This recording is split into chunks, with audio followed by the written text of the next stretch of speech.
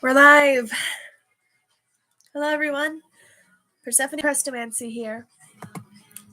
Let me post the post, letting everyone know that we're live streaming. But yeah, it's that time again. We finally hit a milestone.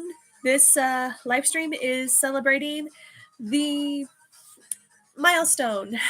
We finally did it, guys. We hit 901 subscribers. I wanted to get this done sooner, but I've been extremely busy. Good morning, but not actually. It's 10:06 for me. Hey, Matt. Hi, welcome. Welcome to the live stream. Ah! I lost my ring. One sec. What's your favorite anime?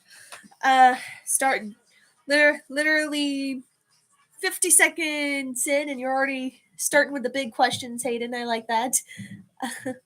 So, hey, Yuri Martinez, welcome. This is the celebratory live stream. We're celebrating 901 subscribers. Yay! And I remember, Matt, you said that since I have 900 subscribers, I should celebrate with cake. Your exact words. Well, I saved up my money and I got some cakes. I got these little small bun cakes. I got them in the two flavors they came in, strawberry cheesecake, and then I got some chocolate ones. So yeah, my favorite anime. That's kind of hard, as I'm very particular about the animes I watch. I'd have to say my very first anime that I watched was Howl's Moving Castle. Like the first big name anime that I watched. And when I was little, I saw Pokemon and I saw Sonic. Yeah, I know. I'm old. I'm going to turn into an old bat when I get older. So, yeah, I suppose that was my favorite anime. It was one of my first real introductions into anime, and I loved it to pieces. I actually got a copy of Howl's Moving Castle in my movie collection. I even got the book trilogy, which the book trilogy is an absolute delight. I highly recommend it. But yeah, so we hit 900 subscribers, and my book Tales by the Fire is out and on sale now on Amazon. Finally, I was able to get the pricing just right. So my brother was able to sell one copy out of the 30 that I got, and I'm still gonna try and sell some in the bookstores around my neighborhood.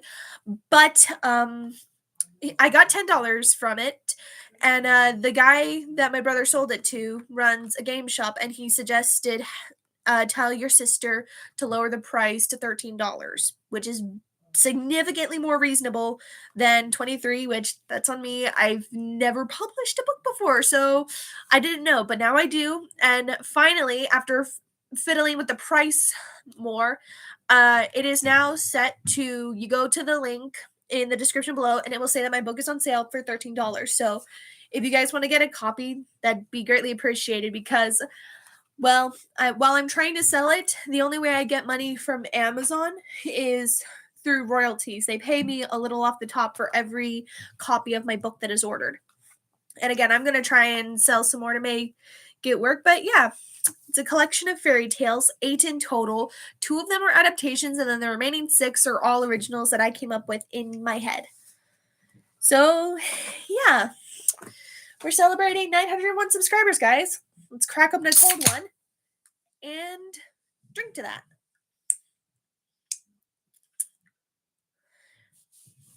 There are a lack of mummies in the book, but other than that, it's a great book. Well, I'm glad you think so, Matt. Don't worry, though. I do plan on making kind of making it a series, and there may or may not be mummies in the next book. We'll see. Right now, I'm working on another book. It is a different book entirely. It's going to be its own thing, but I do think I could make a series out of this, in which is a collection in which basically the series is different collections of fairy tales that I come up with. Hey, Wolfer, hi! Welcome! We're celebrating 901 subscribers! We made it! Congratulations for 900 subscribers. Well, technically 901, because someone else subscribed, so we're at, and I'm just going to tape it in, 901! It's like 101, but with more 9! Anyway, so yeah, this is just kind of a celebratory stream. Feel free to ask questions, make comments. I'm almost done with my list of OG ASMR ideas, and once I get my last video done, which I got the artwork, I knew that you'd make it. Well, thank you, Wolfer. If we hit 1K, there's gonna be a book in the same vein of that one Captain Crunch cereal. Oops, mummies. No, not like that, Matt. But once I get my list done, which I have the artwork, I have the title card, and I found the right ambiance for the video. Once I get it uploaded and published, then I will start working on, a new list of ASMR requests. My requests will be opened again, and I've already gotten some really cool requests from you guys, which I like that about you guys. You guys are really creative in what you guys want to see, and of course, I do the best that I can to try and deliver what it is you guys want. And well, we're at 900 subscribers, so clearly I'm doing something right here. I don't know what it is, but I'm doing something right. So yeah. Speaking of, I probably should eat one of my cakes. I got 16 total because there are 8 in each box. I got strawberry and I got chocolate. So this is supposed to be strawberry cheesecake flavor. And for those who don't know, I have a veritable sweet tooth and I love bundt cakes. It smells like strawberries. Currently reading the script for Mayor Crest. Oh yeah. Priscilla the Lamia perfume seller. Have fun, everyone. You too, Jack. Ow.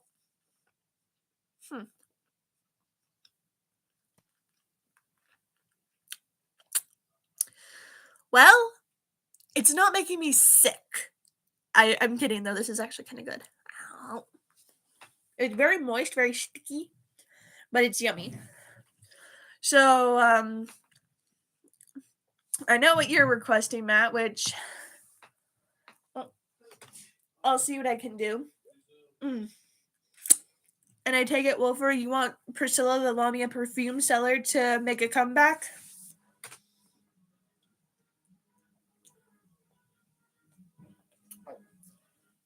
I apologize for that. My brother's playing music on the left. Try mochi, you'll love it. I'm gonna have to try mochi again. I know a sushi restaurant that me and my dad like to go to that I'll have to try at one point. But yeah. So any monsters you don't know about that you want to?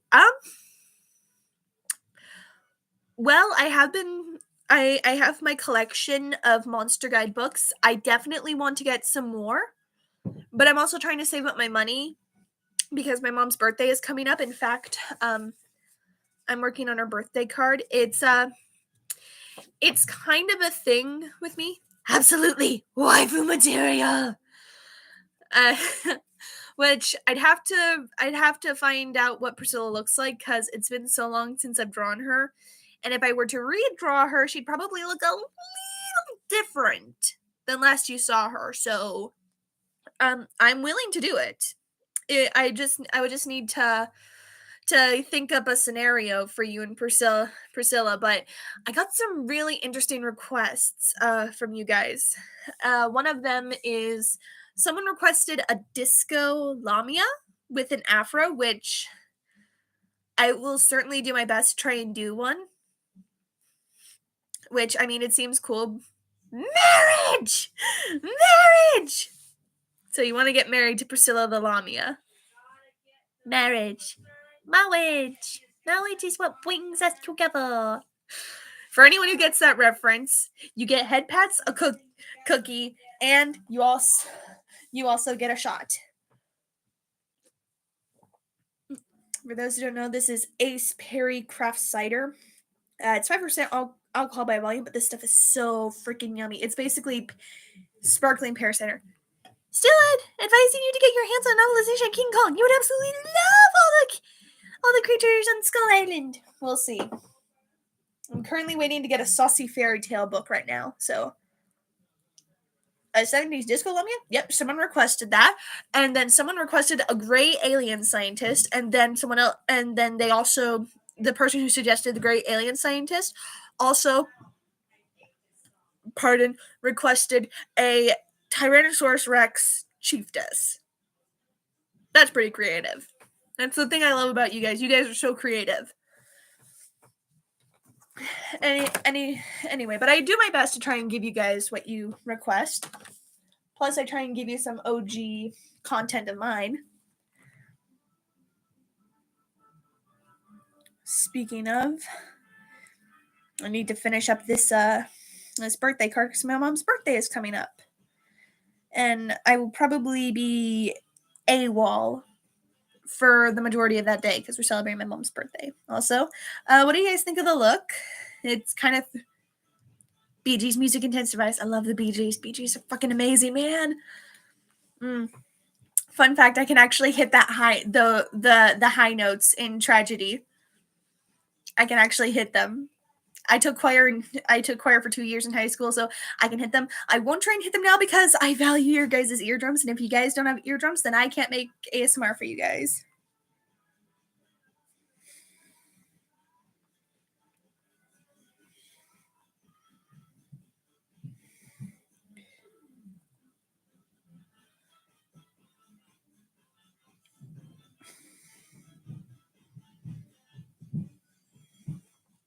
Oh, I'm trying to work on my calligraphy, like my handwriting.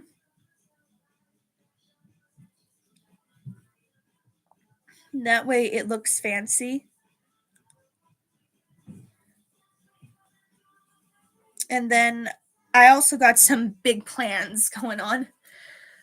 So I got my one ASMR I'm gonna do, and I mean, you guys have seen her picture on my community tab because I always try and post the monster girls before I make their videos. But I'm gonna be doing a coyote girl next.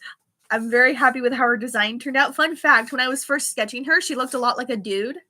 I might draw a brother for her down the line, but for now, I'm just really happy with how she turned out. My favorite Bee Gees songs are Spirits Having Flown and Nights on Broadway. I love Nights on Broadway, Tragedies, Staying Alive, Saturday Night Fever, You Win Again, How Deep Is Your Love? That one is really good. Just Nights on Broadway is amazing. I also love Jive Talkin'. Just my taste on music is a mix of new and old. Quick question, Persev. How good are you with adding multiple layers of ambient noises for your videos? Just asking. Winky face.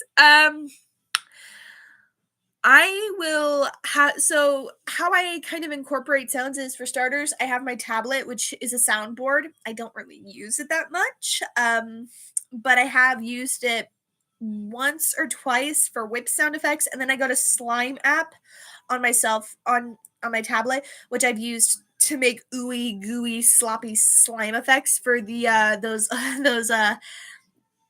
ASMR videos I did, where that one person requested these monster girls in mud. They were interesting requests, a little spicy, but I try and toe the line with YouTube because I love having a channel on here. So what I do if I need to incorporate different sounds is I will have my one tab playing my main ambiance, and then I will have a number of tabs open depending on how many sound effects I'm using. Obi-Wan Kenobi voice. Hello there. Hi, Alien King. Welcome. Monster Girl Mud Wrestling. Yes. That would be a thing in the Monster Girl realm. But yeah, I try and, if I need a sound effect, I'll play it as my ambiance is going as I'm recording. That's kind of how I incorporate sound effects. Usually the less sound effects, the better. But again, I do my best with what I got, because how are you? I have cake. I have hard cider, and we're celebrating 901 subscribers on this channel. I couldn't have done it without you guys. And also, once again, little self-promotion. I know it looks weird, like you can't see the L in Tails, and there are some typos on the back, but hey, this is my first book. I will definitely try and do better. BRB. Okay, Wolfer. I will definitely do better spelling the description in the back for my next book. Thinking jungle ambiance, occasional roars far from distance for my request. Everything will be written out in the script already. Awesome. Good job. Thank you, Alien King. But yeah, the next book that I publish will definitely be a little more cleaner. I've learned what I know now. So this book is 79 pages. I don't know how Amazon made it like that, but we will see. So I'm thinking for my prices, like the bigger the book, the higher the price will be. Though I will try and keep them very reasonable because, well, I want you guys to be able to enjoy my work. And again, I still got to make plans because when I was with my family for a family vacation, we went to the coast, and me and my mom went to a tea shop because she and I both like tea. And it was a very lovely tea shop. I loved every second that I was there. And I mentioned to the people because they were talking about some things, and I said, well, hey, I'm working on a book, and this was when I was working on Agents of Fortune at the time. But they said, well, hey, when you finally get published, give us a call and we'll have a book signing tea party for you. So I got a plan for that. I don't know when I'm gonna do it, but tea shop. Yeah, me and my mom went to this tea shop by the coast. It was really nice, very pleasant. I enjoyed all the tea and all the food. It was so yummy. And yeah, so I got a book signing kind of up in the air. Again, I don't know when I'm going to do it. And I also don't know how many books I'm going to need to sell. I think I know what I'm going to do for pricing though. I'm going to sell the books for $5 each, and then $7 if you want me to sign it. My dad and brother love sweet tea. I drink a lot of herbal tea, but I also like some black and green teas here and there. And then my new source of caffeine are the V8 sparkling and V8 juice energy drinks, which get their caffeine from black and green tea. So they're healthier for me, and I'm still getting the caffeine I need for my work. So win-win. Because yeah, while I love the taste of Monsters and Red Bulls and Rockstars, they were not good for me, and I'm working to get my shit together as an adult. It's not easy. I don't like sweet tea. It's too sweet for me. Well, I mean, it just depends on how sweet you make it. I used to put like some sugar in my tea, but now I just drink it straight. I just drink my tea straight, no flavoring, no nothing. Mm-hmm. I apologize. My brother's using the Alexa. He's playing his music. But yeah, so if you guys could get a copy of my book, I would appreciate that. And then I'm working on adding some more content to my Patreon. So, because I got stuff for the highest paying members. And I already have the first tier filled out because it's basically a link to my Discord channel, which I have all my stuff on. Speaking of, I eat my tea bags raw, no hot water. That sounds like something a guinea pig would do. I don't know why. Speaking of Matt, I believe it. I wish I could get that book, but my mom doesn't trust Amazon. Well, I'm gonna see if I can find ways to sell. I'm gonna try and see if I can find ways to sell copies. I don't know how it would work, but what I did for Matt, is, I sent him a copy, which you should be getting yours pretty soon, Matt. Signed and everything with chocolate bars. So if I was able to, I would deliver copies like that, but I don't know. I'm definitely gonna try and sell some copies in the book, like in the used bookstores that are in my area. And even though I bought a copy, yeah, but still. Yeah, I'm definitely gonna try and sell copies of this book as I can, and then I'm gonna have the book signing. So I don't know. if this book gets enough attention, then it might get sold in other places. But for now, I am just trying to get it to sell. So I'm doing my best. And I swear, Alien King, if I was allowed to, I would freaking Wonka Vision send you a copy through your TV screen. You really don't try to replicate my tone of voice, huh? Hey, you riffed on my book. And your mischievousness. This is a kind of voice. I'm sorry. The silly voice is sometimes needed. I'm sorry. Does it bother you, the silly voice that I use? And besides, I can't really replicate your voice perfectly because, well, I am a girl. So, yeah. Speaking of, let's. I had to move my snack bag or my snack stash. I'm reaching behind my chair because I told you I got 2 cases of these snacks. I got chocolate, and then I got the strawberry cheesecake, which the strawberry cheesecakes are actually really good. So let's see how the chocolate ones taste. Which you suggested this, Matt. Since I have subscribers, I might as well celebrate with cake. No, but I'd love to hear you try doing my deep voice, despite how good it sounds. Well, I can't really go too deep because, again, I'm a girl. Naturally, my voice just goes higher and higher and higher because, differences. I can try. It's been a while since I've heard your voice. At least that's what it feels like because I had kind of a busy day at work. And here, we got a chocolate. We got a chocolate cake. They are tiny. They fit in the palm of your hand. It's certainly a trip. I love chocolate. I like Hershey's. I love chocolate too. It jumped. It jumped. Oh my goodness. Anyway. Wow. Yes, it jumped. It jumped. So, it smells really good. It smells like chocolate. It's still a little moist, but it's not as moist as the strawberry cheesecake one.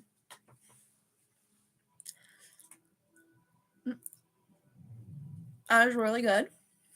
Very chocolatey. Mm.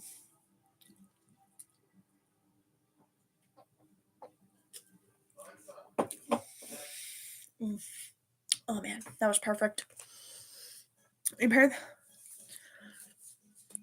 hell did that chocolate learn how to jump? I don't know. Shrinkflation, Persef. I bet those cakes used to be much bigger before the 20s. I don't know how big they used to be, but still. Speaking of, I believe, Matt, it was your suggestion, or rather your request. I'm back. Yay, Wolfer, welcome, because I have an announcement to make. Gotta be theatric as hell for you guys. It's part of my shtick as the book dragon. Which again, I cough.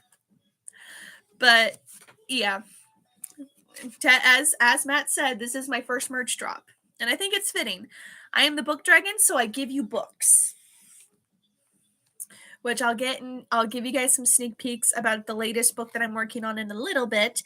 However, I believe, Matt, the last time you and I talked via Discord, it was your suggestion, or rather your request, that when I hit 900 subscribers that I read a story from my book. And well, I didn't think we'd hit 901 subscribers so fast, but once again, I'm surprised. You guys keep surprising me every time, even when I'm having my ups and my downs. And I have had many cases where I will gain subscribers and then I will lose subscribers. Gain some, lose some, gain some, lose some. And like, despite everything and despite all the insanity that goes on in my universe and inside this crazy head, you guys have still stuck with me. And for that, I'm very grateful. And so, thank you. Thank you for the 901 subscribers. You know exactly what I'm going to do when you read, Persef. Yeah. Winky face. Oh, calm down. I know what you're going to do. But yeah, so thank you. I couldn't have made it this far without you guys. And the fact that you've stuck with me despite all the insanity and despite the things that have happened, like, recently. Because the whole I don't know what I'll do, but on Halloween, on oh, that's what he's listening to. But on Halloween, it will be the anniversary of my singleness. I don't know what I'm gonna do, but despite that, and despite that hardship, and despite the fact that I basically essentially ripped my channel into pieces and turned it into what it is now, like despite everything, you guys have stuck with me and you've continued to give me it's like a zigzag. Yes, it is. But yeah, despite everything, you guys have stuck with me. You've been nothing but wonderfully kind and supportive and creative, and I it just blows my mind, and I'm so glad that my content makes you guys happy. And I couldn't ask for anything else. You guys are wonderful. You are just you're wonderful fans, and I'm glad to have you, and I'm glad you enjoy my work. I'm certainly going to do my best to give you more content this following year.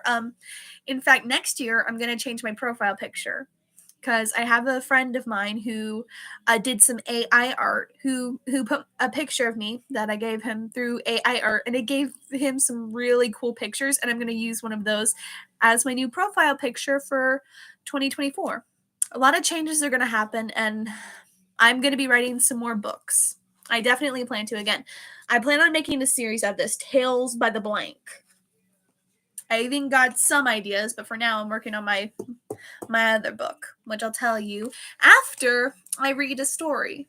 So, because Matt suggested that I read a story for my book, and so that's precisely what I'm going to do. Wouldn't say I'm wonderful, but thank you. And shout out to Viking! Yes. You are wonderful. All of you are wonderful, and you all mean the world to me. And again, thank you for subscribing. It does mean a lot. I know I sound like a broken record every time I say it, but you know what? It's true. All right, so question time, darlings. I have in this book a total of 8 fairy tales. 2 of them are adaptations, and then the remaining 6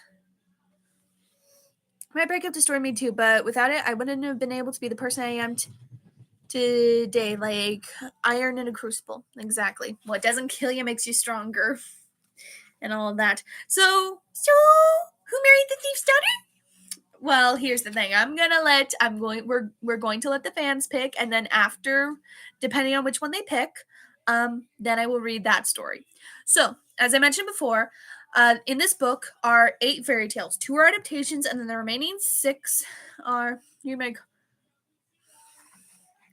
I was shy to listen to some of your ASMR monster girls. Well, hey, trying something new can be a little strange and unusual, but if you try something and you think you like it, then sometimes it can be good. And I'm glad you enjoy my content, Alien King. But yes, as I'm trying to say, this book contains 8 fairy tales. 2 are adaptations, then the remaining 6 are original fairy tales that I created. So I want all of you to pick a number between 1 and 8. Thank you. You're welcome, Alien. But yes, I want all of you to pick a number between 1 and 8. Read all 8 stories 4 times over. 4 times over already? You really like my book, huh? Like, oh my goodness. Wow. About 5. So yeah, pick a number between 1 and 8, and whichever number I see the most of, that is the one I will read first. 5. All right, Alien. So you want to see the 5th story? That's gonna be fun. Anyone else? Name some numbers.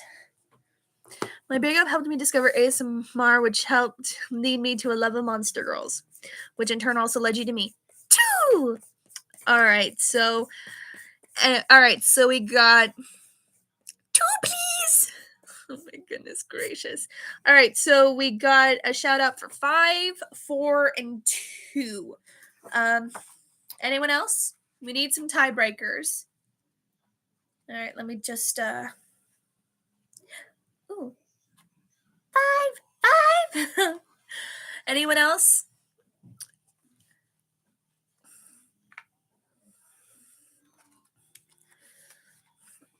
I'm literally looking at the glossary. Too! Oh my goodness. It's technically the table of contents, but still. 4. Alrighty, so. Okay, I'm going to roll a 5-sided dice. Thank you, Internet. Oh my goodness, it's freaking dubstep. My goodness. Roll a 5-sided die. Coked up goldfish anytime you touch his freaking teacup hat, he gives you a crazy look and then he goes full on berserker on your butt. So, alrighty. 1, 2, 3, 4, 5, 6, 7, 8, 9, 10, 11, 12, 13.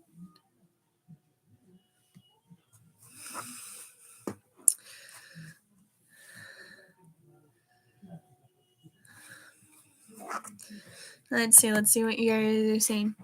It's like garage lottery. You really want the thief's daughter? Oh my goodness.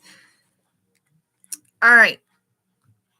Still at his post guarding those copper eggs. Yep, he's got his little teacup hat on. He's got a freaking spoon. Alright. Tell you what.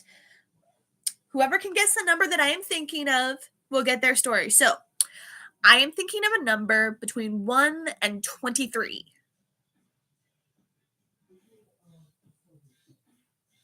So I want you guys to all pick a number. 7, 21. What about you, Alien King? Oh dear. Don't worry. Everyone's going to be happy because I'm going to read 3 stories out of my book. I will read 3 out of the 8. Maybe 10? It's not 7, huh? Actually, I was thinking of the number 8.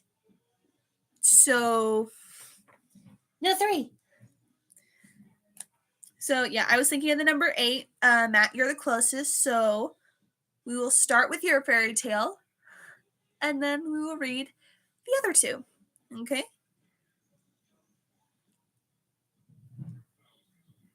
So you want me to read the 6th fairy tale, Alien King? Is that it? Oh, my lipstick.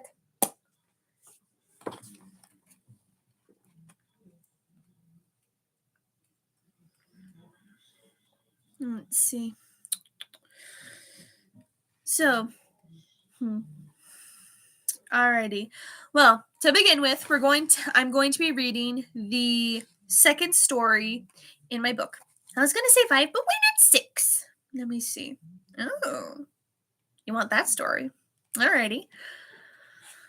All right. So, everyone ready? Y'all got your ears up because I'm about ready to tell you a story from my book. I apologize for my brother's music.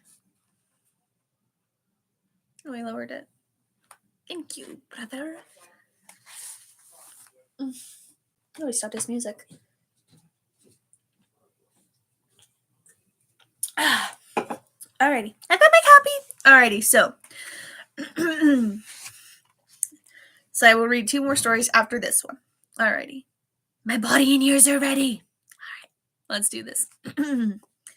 This is the 2nd story. Who married the thief's daughter? It had been 3 days after the New Year's festival, and a widow was giving birth to the child of her late beloved husband. The night was dark and the pain near unbearable, but with the midwife's help, the widow gave birth to a little boy. She named him Ronan and raised him to be decent, well-mannered, and hard-working. Time passed and Ronan came of age where he ought to go out into the world and seek his fortune. Thank you, emoji. So his mother gave him 13 gold pieces, packed him a packed lunch, and he set out into the world to learn a trade. Good. Yes. Well, thank you. It's just started. The morning was young and golden rays were melting through the mist. As he walked along the road looking for work, he saw a bird caught in a trap. Having compassion from the creature, he freed it from its cage. One good turn deserves another, I'll remember your compassion, said the bird, and they flew off into the sky, leaving one of its tail feathers for Ronan to put in his pocket. Continuing down the road, Ronan heard the snarls of wolves nearby, and in curiosity he followed the sound. With that, he came across two wolves arguing over who should get the first portion of meat from their kill. Ronan then replied, "A talking bird? The drugs sure are working." You silly, silly gremlin man. Oh my goodness. Anyway, Ronan cleaned the kill and divided it into two even portions for the wolves to eat. "One good turn deserves another, and we'll remember your wisdom," they said before dashing off into the forest, with a tuft of fur falling from one of the wolves' tails.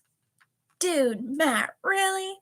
It's okay, Alien. That's just how he shows affection. He really liked my book so much that he riffed on it. And I thought some of his riffing was hilarious when he read my stories to me. It was very fun. Anyway. Pardon. Okay. Yep. Clicky, click, click, click, clack, clickety clack. "You've been spared," threatened the wolves. Oh my goodness. Continuing on his way once more, with feather and tuft in his pocket, he eventually came across a cat lying in the middle of the road, with two mewing kittens nuzzling into her bony hide. It was a pitiful sight to any.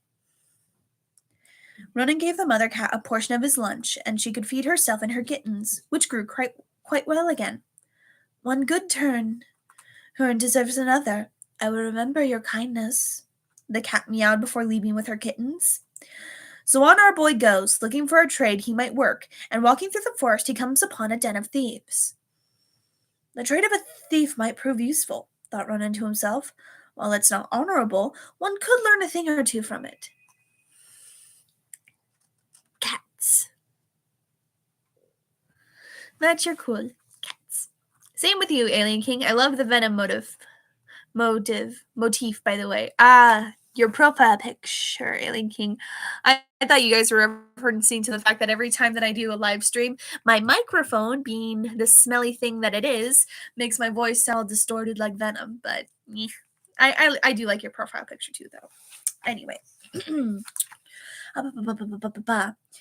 He knocked on the door and was welcomed inside by the ringleader of the thieves. The ringleader stroked his chin, but agreed to have Ronan as an apprentice, and it wasn't long before Ronan knew the tricks of the trade. Yes, in a few weeks he could rob you blind without blinking. So Ronan stayed with the thieves for 3 months and soon fell in love with Lydia, the ringleader's daughter. She loved him in return, but her father would not bless their marriage for anything. For you see, the ringleader had promised his daughter to his right-hand man, who was known as Saul the Cutthroat. That is my venom form. Nice, Alien. Say, no, did the cats happen to be Jellicle cats?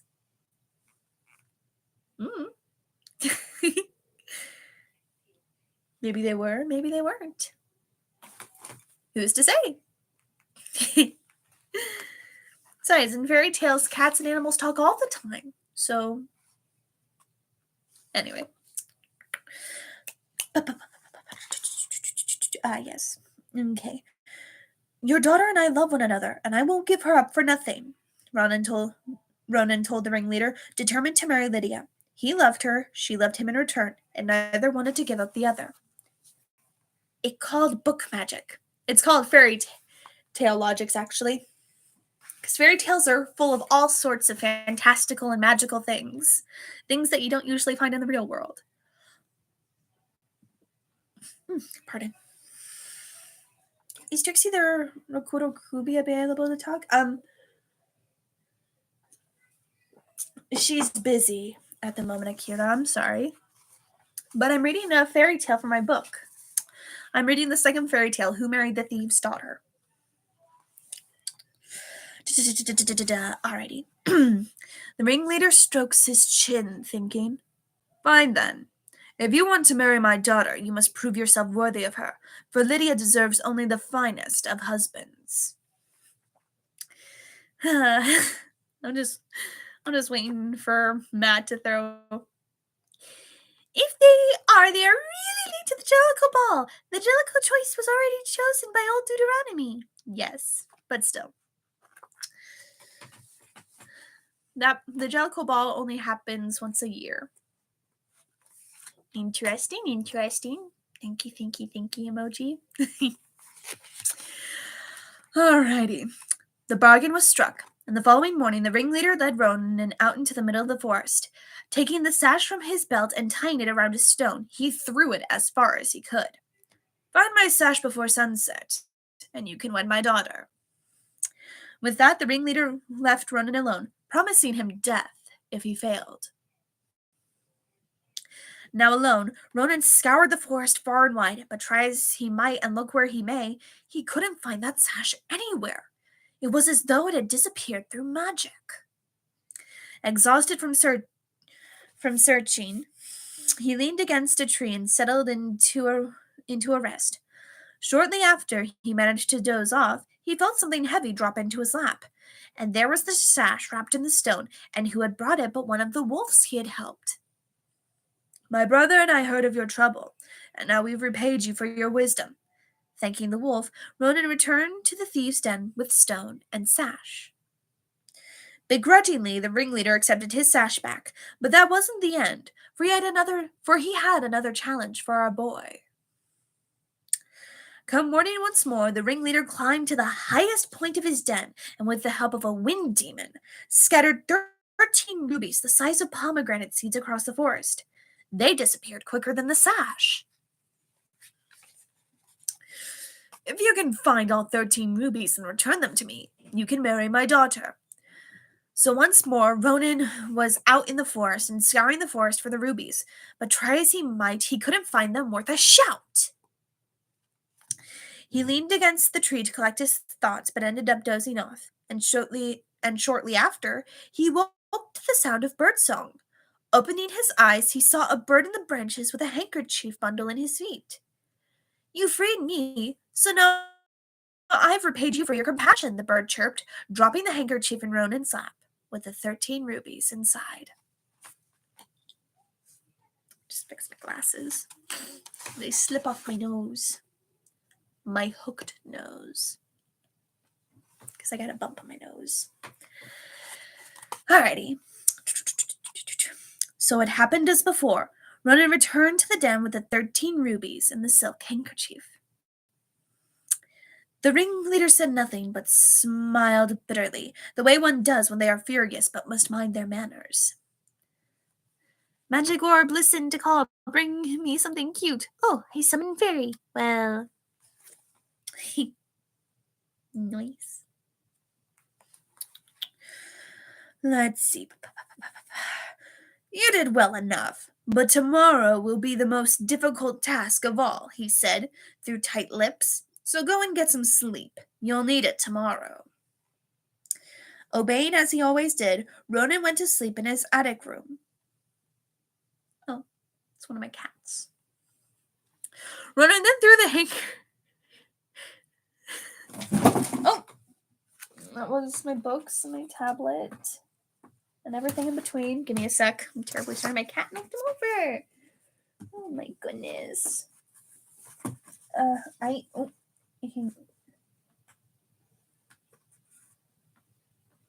Alright, I just want to make sure that the fall didn't damage my tablet.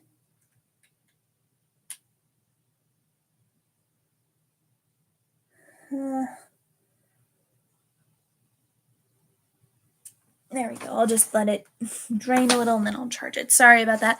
Ronan then threw the handkerchief full of rubies to the ground akin to a football and did an end zone dance. Oh gosh, I was waiting for you to make another thing like that. In your face, ringleader, he shouted. Wow, wubsy. Goodness. Let's see. Obeying as he always did, Ronan went to sleep in his attic room. Yet in the middle of the night, who should wake him up but his sweet Lydia? My father is right about tomorrow, but Saul won't give up even if you win the third challenge, she whispered, kissing the corner of her lover's mouth for good luck. keep these in your pocket, for we may use them come morning." The first thing she gave him was a comb, the second was a pebble, and the third was a long crimson ribbon from around her waist. With one last kiss she left him to sleep, and morning soon came to greet the thieves and Ronan. The ringleader cracked his knuckles. "Well, Ronan, you've managed to beat me 2 times, but even your trickery won't help you now." Reaching into his coat sleeve, he pulled out a little cage with a golden hummingbird fluttering inside, tapping its feet against the ebony bars of its miserable prison. "Oh, crap!" The ringleader would then point his loaded cannon at Ronan, inches away from him.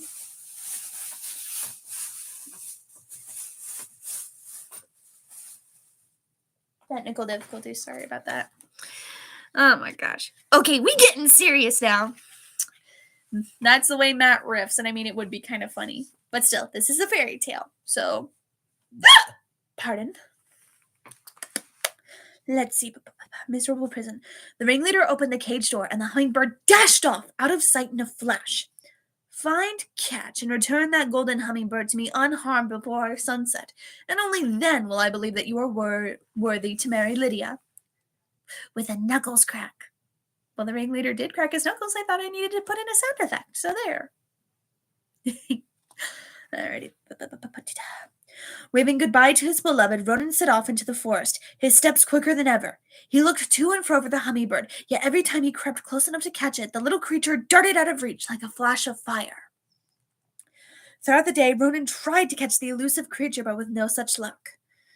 Panting, he leaned against the trees to catch his breath when he saw the golden hummingbird land at his feet with a soft thump, and standing over the little creature was a smoke-colored cat.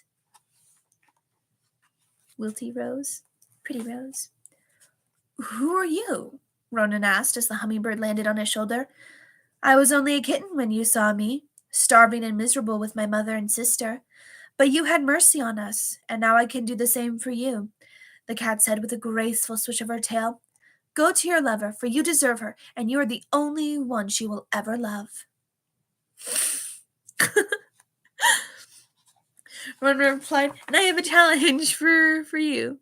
Fairyland PD, come on in!" Oh, gosh, Wolfer, not you too! The cat then ate the hummingbird in front of Ronan. Ronan then stared at the cat in horror. "What is wrong with you?" Ronan cried. Oh my gosh. Jeez. This is what I love about live streams. They always get funny. I love them. Alrighty. Thanking the cat, Ronan returned home to the den and returned the golden hummingbird to the ringleader, unharmed, as ordered. While rage boiled in the ringleader's stomach, he agreed to marry them. Rage boiled in the ringleader's stomach, but he agreed to marry them after the wedding feast. After all, there was much to celebrate, for it wasn't every day that there was a wedding among thieves. But the ringleader was a cunning villain, and he planned to have Saul kill Ronan during the wedding feast. So the wedding feast was held, and there was much eating and drinking. Speaking of drinking,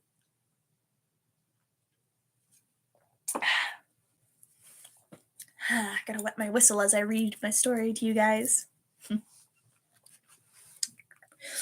But Lydia was wise to her father's wicked ways, and under the cover of the music, led Ronan out to the stables where they took her father's horse, the fastest of all the thieves' steeds, and just like that, the two of them were off. It didn't take long for Saul and the ringleader to realize they'd been tricked, and in even less time the two of them took to steeds themselves and gave chase to the young lovers. The two were about to overtake the young lovers. "Throw the comb over your shoulder at them," Lydia cried out as she guided the horse by the reins. Ronan obeyed, throwing the comb over his shoulder, and it grew into a forest in the blink of an eye. With swearing and hacking with their swords, Saul and the ringleader managed to pass through it, and before long they were catching up to the young lovers again. When Ronan threw...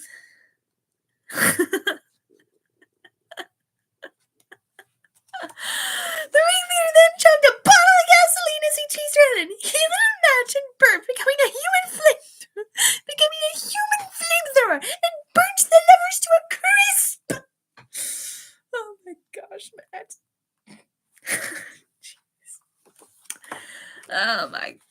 Goodness gracious. Wow.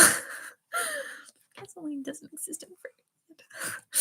I wonder how Wolfer's going to respond to that one. Oh my gosh. Oh well, whoopsie. Alrighty. When Ronan threw the pebble over his shoulder, as Lydia told him, the stone burst into an enormous mountain. It nearly took all of the ringleader's magic and Saul's strength combined just to scrabble over the mountain, and soon the two of them were in pursuit of the young lovers yet again. Now, beloved of mine, scatter the ribbon over your shoulder, and then we shall be free, Lydia called out, nearing the home of her godfather. Ronan scattered the ribbon over his shoulder as she said. As it writhed in the air, it twisted and turned into a worm. And for those who don't know, a worm is a type of dragon. It is essentially very snake-like in attributes. That is a worm. And that is the kind of worm I would be. And I am book dragon. Anyway, I tried to make a joke. Alrighty, so into a worm. Hello, hi Akira, welcome. Still reading my fairy tale book. The ringleader and Saul grew pale with fright, knowing how dangerous worms could be, but they were too late to escape. The worm snapped them and their horses up with 3.5 bites before it flew off to the high mountains to digest its latest meal. Holy shit! Yelled the ringleader as the worm chewed his bones to paste. You just have the fairy tale and you just imagine like a fairy tale character swearing. Like, wow! Holy shit!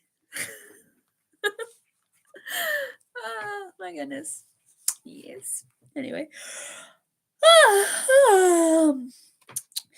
With the ringleader and Saul dead, Ronan and Lydia were free to elope, and that is precisely what they did. So when is Tracy or Alice Ayala available in Discord? I don't know when they'll be back. I'm sorry, Akira. They went to the home of Lydia's godfather, and he happily wedded them. The moon was honey for our lovers, and in no time at all Lydia gave birth to a little girl. With the ringleader gone, the band of thieves disbanded, taking their share of wealth before going their separate ways for good. I don't know what became of them, but they must be pretty happy if they are still living. My bones! They're pissed! Cried the ringleader as he was being eaten. Burp, said the worm. You got the worm just kind of patting his belly. Burp. Alrighty. My bones! They're pissed! Is there any Dullahan girl ASMR? I've made a few Dullahans on this channel. And all of a sudden, the mysterious dark owl appeared. Well, hello there, and he says in a happy and curious voice. I may have to include an owl in my next story. We'll see. Anyway. With the den of thieves abandoned, Ronan and Lydia eventually came to make it into a home. Using the riches her father had hidden away, they turned it into an inn. They made an honest living that way, providing for themselves and their daughter, whom they had named Hope. I don't think the worm would let them keep their loot. We need a third video. What do you mean third video? And that is how a young man turned from thief to innkeeper, making a place for himself in the world, with the help of his beloved thief's daughter, whom he made into his wife. Although Ronan no longer worked as a thief, he still remembered the tricks of the trade, and he habitually used them on other thieves who tried to pickpocket his guests. And that is the end of the second story in this book, Who Married the Thief's Daughter. There is a headless girl in the book, Akira. You may want to grab a copy. Well, thank you for that advertising, Matt. All right, so, my name is Barnaby, he says in a cartoon voice. Aw, Barnaby the Owl. That is a good name. I like that. Anyway, so, that was the second story. These are very short. And that is how a thief ringleader had his bones turned to paste. Why, thank you. You're welcome. But yeah, that was the second story. Again, it's very short. I tried to make these I tried to make these fairy tales very I basically tried to write in the same format that fairy tales are usually written in. So I definitely tried to maintain the fairy tale elements sort of when creating these different stories. So now that I've read the first story, I'm going to read two more. What story would you like me to read from here? Again, I got 8 stories in here, excluding the second story, which is the one that I read to you. That leaves us with 7 stories. What story would you like me to read? Pick a number between 1 and 7, and then I'll read that story.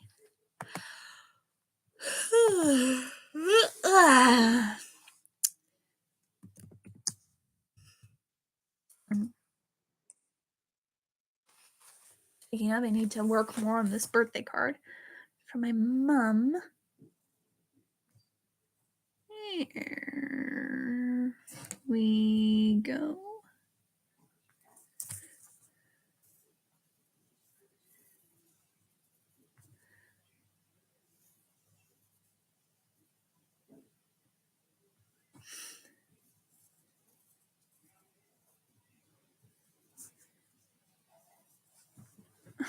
Maria. Silly kitty. All right, let's see. I suggest 5. I suggest 5. 7. So, who are you, little human? He says in a curious voice. Is there a Dullahan girl or a Kuro Kyubi in the story? Just saying. Yes, Akira, there is. It's story 5. Well, she's not a Dullahan technically, but she is ahead for quite a bit of the story. The ghost has arrived. Welcome, Ghost! Ghost, I just finished reading the second story in my book, Who Married the Thief's Daughter. So, Wolfer wants 7. Matt is suggesting 5. Oh, ooh, the seventh story. You remember this one? This one was fun to write. All of it was fun to write, to be honest. But yeah, so pick a number between 1 and 7, and then whichever one gets the most votes, I will read next. So, and while I'm waiting, I will just work a little more on this birthday card for my mum. So, actually, let me just... Story number 5, please. All right, so that's 2 votes for number 5. Any other votes? Come on, don't be shy. I won't judge. I don't bite. Not that hard, anyway. Well, you're not dead at all, he say in a happy voice. Aw, wholesome. Let me just...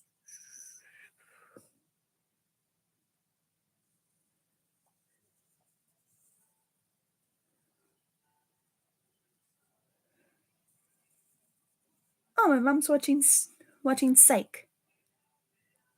Psych is a good show. They just don't have any brace the deception. Learn how to bend. Your worst inhibitions tend to suck you out in the end. I know, you know.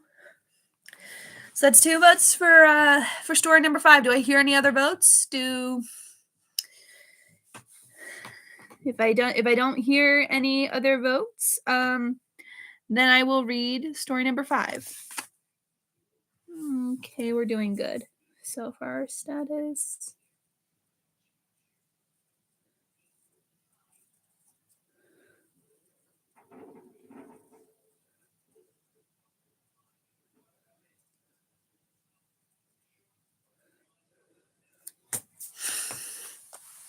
What is that, human?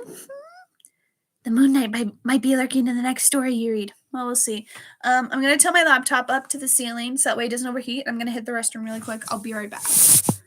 But yeah, let me know what story you guys want. If I don't hear any other votes, I will just read story number 5. Oh, my earring fell off again. Jeez, that's the second time it's done that. It's very irritating. There we go. That's better. Now it clicked. All right, so I'll be right back. Let me just pop up my pillow first. There we go. Alrighty. Oh, there we go.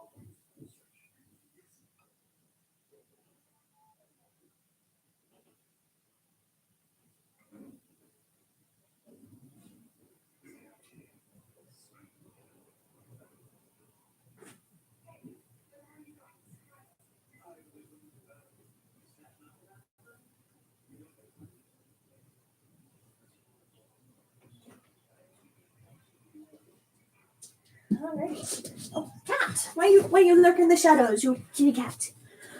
Alrighty. Back. What about 5? Alrighty.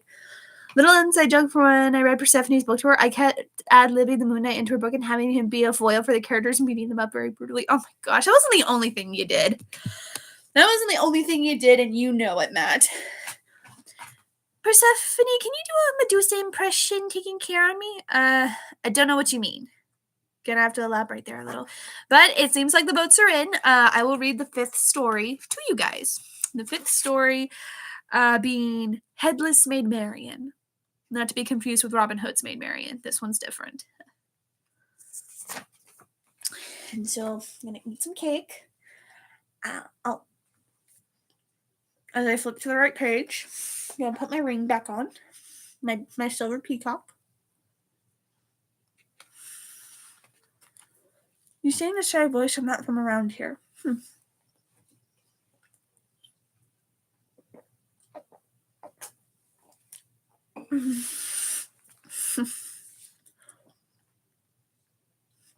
Medusa, the Queen of Gorgons. Nothing stops the Moon Knight, Persephone. But I mean, like, what do you mean by impression of Medusa? Anyway, let me see. Here we go.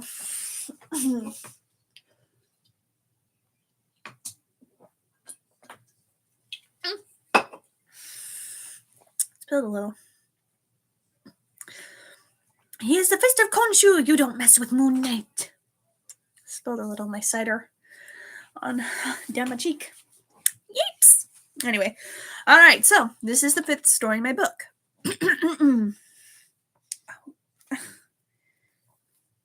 I guess this will be my copy that I keep. It's got a lipstick stain on it now. Oh, you want me to do an ASMR of Medusa? Is that what you're trying to say? Barnaby says, not from around here.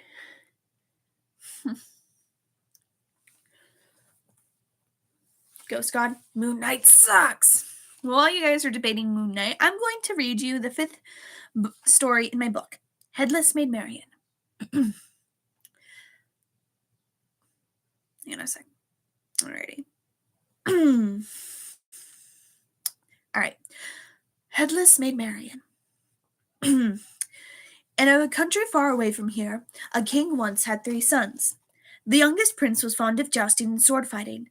The middle prince much preferred cooking and making feasts alongside the cooks. But the eldest prince loved reading and often preferred the company of tea and the royal cat rather than going out to slay dragons. Although he'd prefer to converse with a dragon if he ever met one.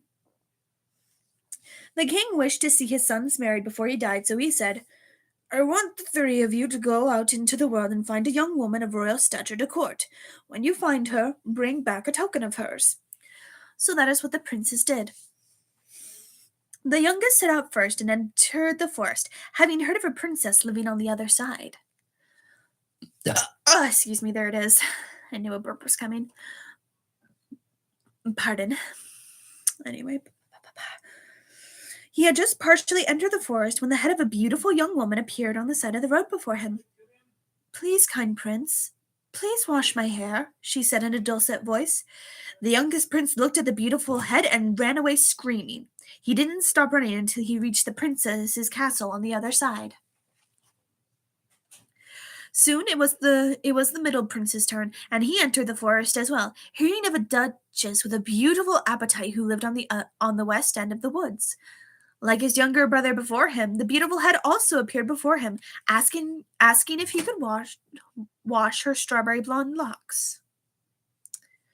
Like the younger prince, the middle prince ran away from the beautiful dome, stopping once he reached the duchess's mansion. Dome being another word for head. Barney says, not from around here. Oh dear. I'm just waiting for Matt to start riffing. Shortly after this, the eldest prince set out into the forest. He had not heard rumors of a princess or a noblewoman. Instead, he let himself be led by fate to his bride-to-be. He was halfway through the forest when the beautiful head appeared before him. Please, kind prince, Please wash my hair, the head asked politely as she had done before. Could I see the headless maiden from your story have an ASMR? Well, I suppose. I'd have to consider it because the whole story. You're gonna learn what happens in the story. Little did the eldest prince know. No, the Moon Knight was hired to assassinate him as a political statement from another kingdom. Mook Knight would stop at nothing to take out his target. Mook Knight. Mook Knight. You misspelled moon, Matt. Instead of an N, you put a K at the end of moo. So it's not Moon Knight, it's Mook Knight. The Mook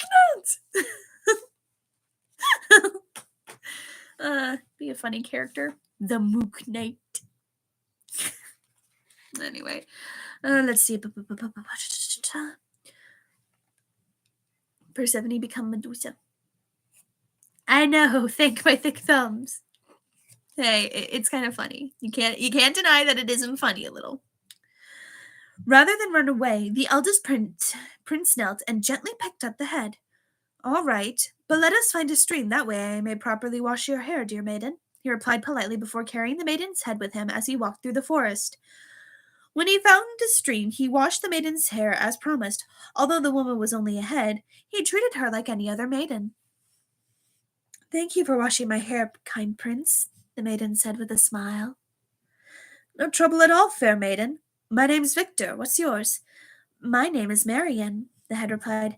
I'd clasp your hand, but as you can see, I have only my head with me. I beheaded Medusa. Oh my goodness. The prince dried Marian's hair with his cape. Tell me, Maid Marian, how did you become solely a head? He asked politely. Did you lose it in your sleep? Go to bed without supper? Forget to say your prayers last night? Oh no, I didn't forget to say my prayers or go to bed without supper or anything like that. That, as he combed her hair, Marian replied. I was cursed to lose my head by a wicked sorcerer because my father refused to marry us. Victor listened to the maiden's tale and told her of his and how he was looking to bring a token back from the woman he chose to wed. You told Barnaby. You remind me of the Mad Hare. Barnaby was shocked but curious. He says, I do. I have a party. Why you should join the party. The woman he chose. I will just reread that part. Victor listened to the maiden's tale and told her of his and how he was looking to bring a token back from the woman he chose to wed. Well, take one of the pins from my hair back home with you, if you'd like, Maid Marian said, and Victor picked a simple silver pin that Maid Marian had in her strawberry blonde locks. When he had finished pinning her hair back up and pocketing the hook, he returned home, promising to help her regain her body by any means necessary. I gave Medusa a head that was Persephone's head. Oh my goodness. When the three princes returned, the king wished to see what tokens his son had gained from their lady loves. The youngest prince presented a rose that the princess had given him. The middle prince proudly presented the napkin the duchess had given to him. All eyes turned to Victor. He reached into his pocket, and rather than pull out a silver hairpin, he had presented a jeweled and golden butterfly hairpin. The king and Victor's brothers were shocked to see such an expensive treasure. It must have cost a fortune to buy. Well, the king was satisfied, and come the following day he summoned his sons to the throne room again. My sons, you have done well in finding maidens to court, but this time I request that you take a bottle and bring back a bottle of wine from your lady's estate. The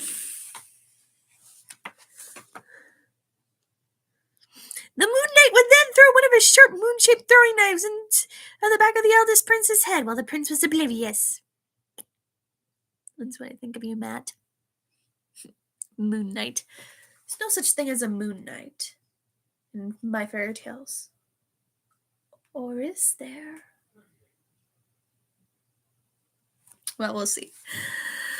I got lots of ideas. So, Persephone, if you're Medusa, do I have to slay you or you treat me as your child since what? The three brothers took an empty bottle from the larder with them as they went to the homes of their lady loves, but Victor simply went to the forest to look for Marion. "Bring me some booze," said the king. There goes Wolfer. I was wondering how you were going to react to all of Matt's riffing on my fairy tale. "You got moon-knighted," yelled the Moonlight as the eldest prince collapsed to the ground. Oh my gosh. If it turns into a riff fight between you two, I don't know what I'm going to do. Anyway. Alrighty. He found her and showed her the small bottle he had taken with him, and how he was required to bring a bottle of wine back. "Tell me stories that make me laugh, and we might be able to give you a bottle of wine yet," she instructed Victor, who undid the bottle's stopper, confused but taking heed of Marion's words. "When I cry for my laughter, catch my tears in the bottle." "Coming up." "You say, sure I can. Wait, Barnaby says, you can join the party looking like that," he says. Nodding, Victor told a story about three billy goats and how they managed to outwit a troll, with the giant goat headbutting the troll off the bridge. This caused Marion to chuckle, but soon he told her another funny story, and another, until the head of Maid Marian was laughing and cackling like a hen, tears streaming down her face in warm waterfalls. "She cries booze?" Just wait. She's crying regular tears, but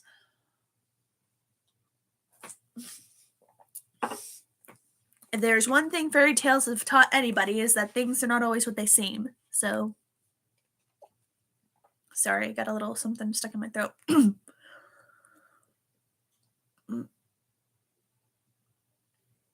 Okay, there we go.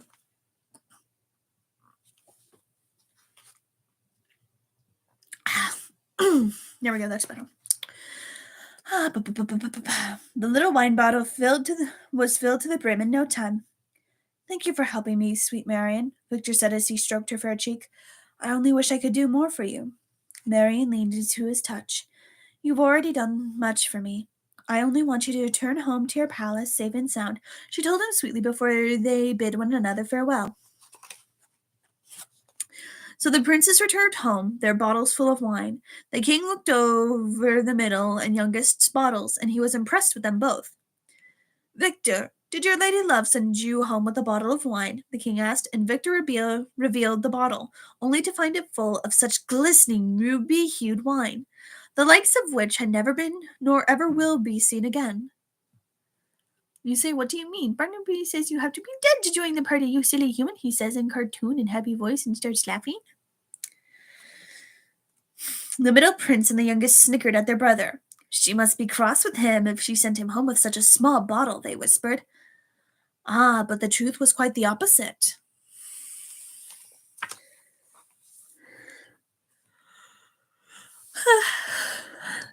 Victor would then explain to the king his fear and suspicions that the Moon Knight might be following him. "His white cloak and shrouded face scare me. He's like a blank void of hatred."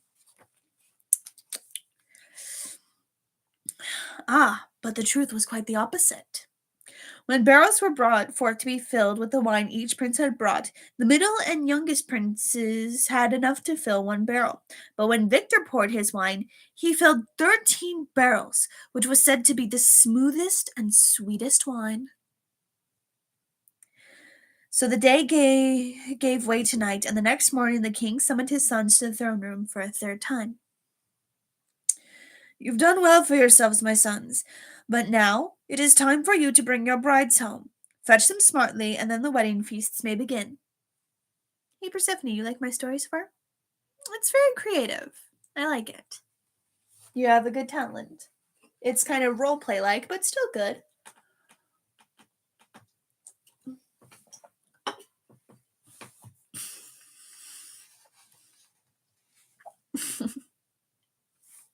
Thank you. "A dull-hung girl that dispenses booze? What more can one ask for?" "Persephone, where are your head?" He touches her headless stumo. "Stumo, what are you talking about?" "My head's right here. You okay? You doing okay? You good? You got a fever or something?" All right, still doing good. Alrighty. Just like before, the obedient sons did as they were told. The youngest prince went to fetch his princess, and the middle prince went to fetch his duchess. Victor then realized the real Moon Knight was the friends we made along the way. Excuse me. Sorry. I will continue the story. His name is not spelled like that. I lost my place. Okay, headless my Marion.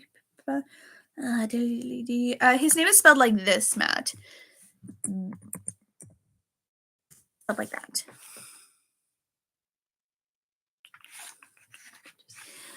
Alright, so the prince goes to find his princess, the middle prince goes to find his duchess, but Victor went into the forest to find Maid Marian again. He found her on the side of the road, just like when they had first met. In his hands was a golden pillow made of silken velvet lined with pearls. P.S. I am pretending. I just see you headless. Ah, I see. Why, Prince Victor, what brings you to the forest this time? Marian asked politely, though she blushed when he got on one knee. My father says I am to fetch my lady love, and because I love you as a dove loves its mate, I would like to bring you home with me, he answered. Will you come with me? A rosy blush touched Marian's features. She could only say yes. With gentle hands, Victor placed Marian's head on the pillow and carried her back home to the castle. In the castle, the king, the middle prince, and the youngest prince and their lady love sat at the table waiting for Victor and his love to appear. Not long after, Victor entered the palace, carrying Marian's head on the golden pillow. He found her head in the mud. He wouldn't find her head in the mud.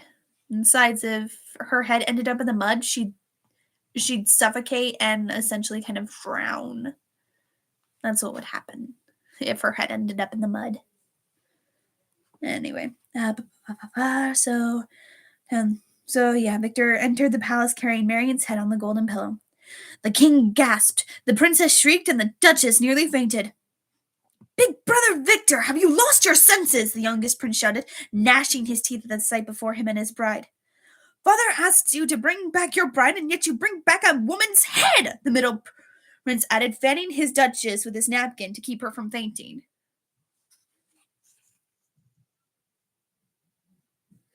Drinking, hello, a shipper. I've really had in too many martinis. Oh my gosh. Stephanie, I am acting like that you are a Dullahan girl. Huh. Okay. So, yeah. Marian's gaze turned down to the floor in shame at their words, but Victor only held her close to his heart. With their insults and harsh words, not even scratching at his skin, his gaze burned with loyal love that dwelt within it.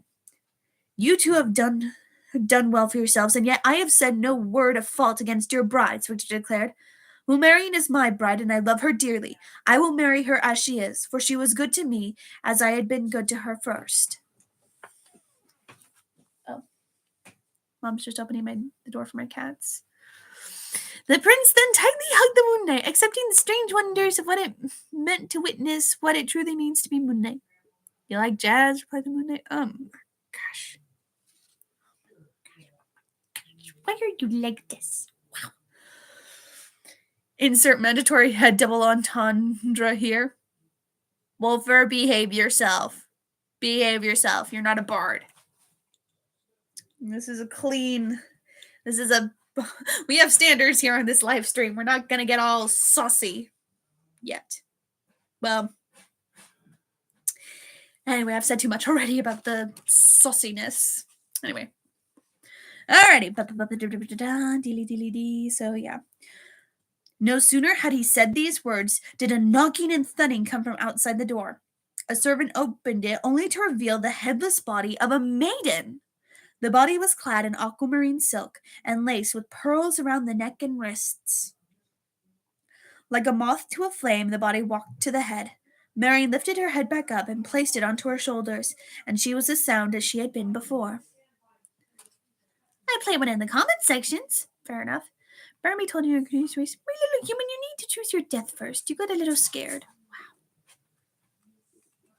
Wow. Oh my goodness. I was hoping Moon Knight knocked at the door. No, it's Marion. It's Marion's body. Anyway. Oh,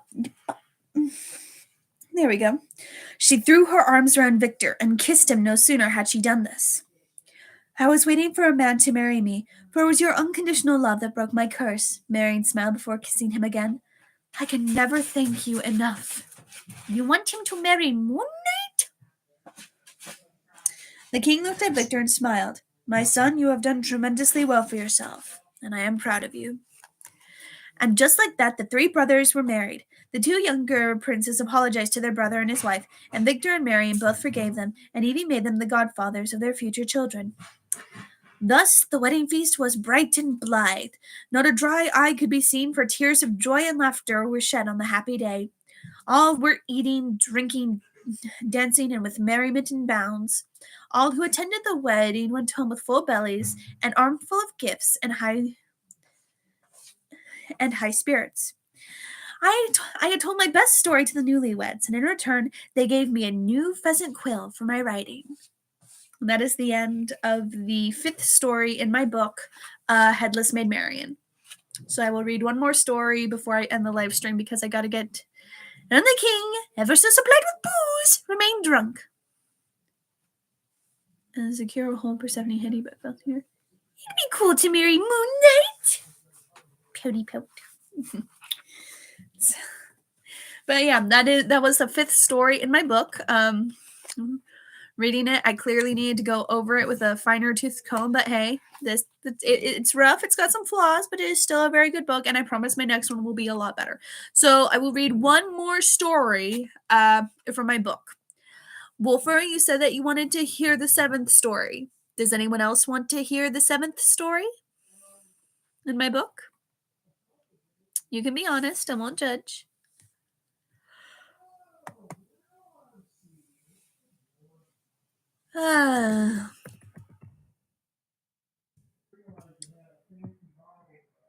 Tapping a thing.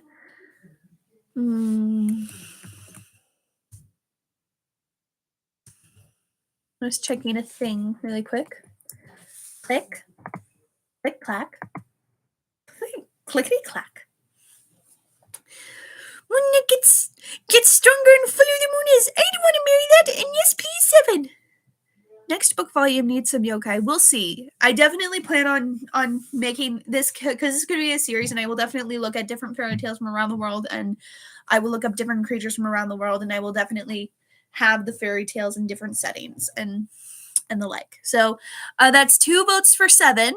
Do I hear any next book needs Moon Knight? Hush. Enough with the Moon Knight. Read my comment. Barnaby says, would you like to be stabbed, strangled, crushed? Ooh, what about poison? One of my favorites, Giggles in cartoon. Oh my gosh, this owl is a sadist. This owl is a sadistic fuck.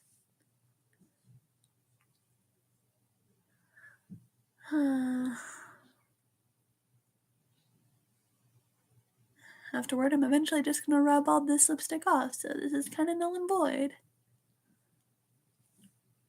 Still.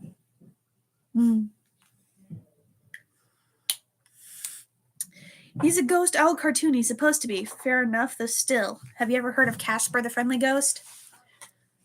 Sadist owl! Sadist owl! Oh, wait a minute, no. Gotta have a fist. Sadist owl! Sadist owl! There we go. Okay, that's better. Alrighty, so as I see no protests, I will read the 7th story.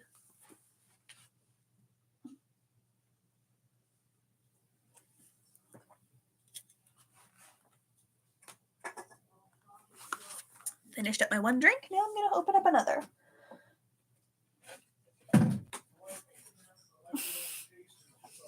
Alrighty. Little wine. Could you do a Rakubi eating, being a mother figure to a lonely child in your next book volume? We'll see.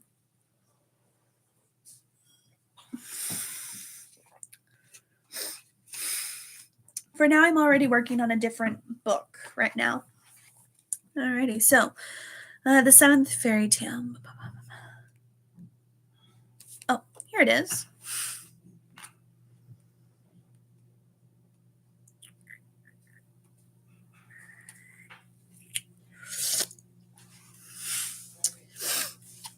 Akira hold Persephone head, but he felt a fever.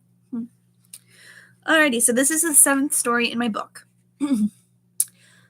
Gingerbread breath.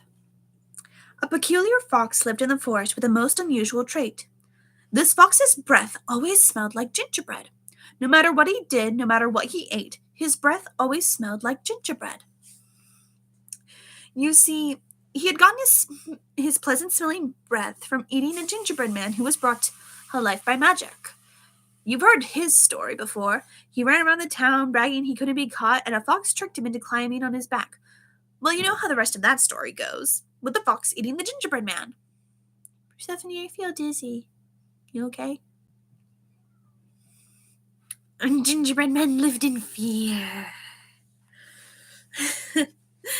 Assuming that any more gingerbread men were made after that one. So,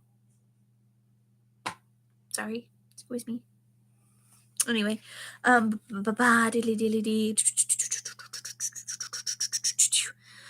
ever since the fox ate the gingerbread man, his breath always smelled like gingerbread. Pleasantly potent, too. This only bothered the fox a little, though some of the other forest creatures teased him for it. Still, he lived with it. He got along just fine with his breath, hunting and living as all foxes do. But fate certainly had plans for him. Akira's legs feel tired. Let's see. One autumn day, he was visiting his tailless cousin, who lost her tail by tricking one too many farmers, and the two began gossiping over their tea. I say, cousin of mine, have you heard the news on the far end of the forest? The tailless cousin asked as she batted her eyes, a habit she formed since she couldn't wag her tail anymore. They're usually baked in batches.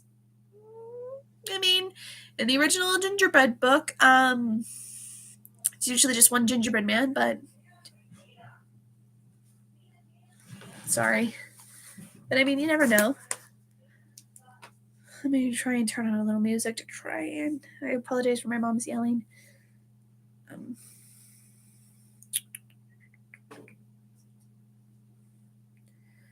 My cats make noise. My mom shouts.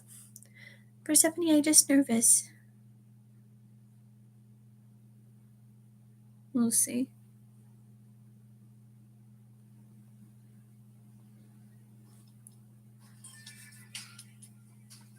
There you go. Alrighty. I can't say that I have. Do tell, her cousin replied, sipping his tea. Curious as to what got his tailless family member in a half tizzy. Well, the word from the birds is that a young woman has been seen wandering the forest. Ella, for that was the tailless vixen's name, explained as she tapped her claws against the table. She looked as though she were looking for something. You should look for her. It might bring you some good fortune. Or a bowl of pheasant soup at the very least.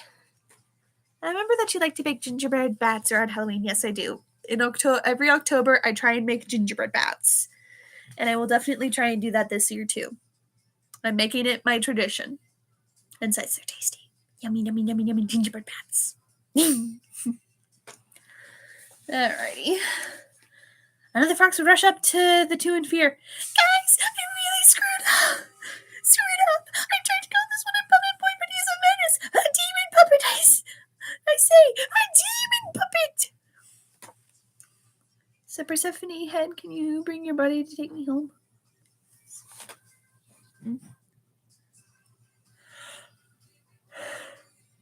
Oh, sorry. I'm getting a case of the yawns on my laptop. I still have enough time. You say what about nothing? Barnaby says nothing? Nothing you thought you received, but Barnaby says it was a great choice. Barnaby tries to grab you, but you run as fast as you can. Yeah. Anyway, dilly-dilly-dee. The fox contemplated his cousin's word, thinking over his brother who had been conned by a cat. Well, there's a first time for everything, I suppose, he thought to himself. At the very least, I won't be fooled like my brother if this young woman has any tricks up her skirts or sleeves. I believe I will try to seek her out, he finally answered before finishing his cup of tea. She has been seen on the far end of the forest, you say? Oh.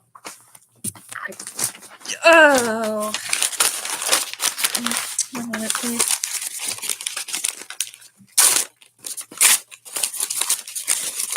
Oh, my sweet cat, I love you. I just wish you didn't get underfoot all the time.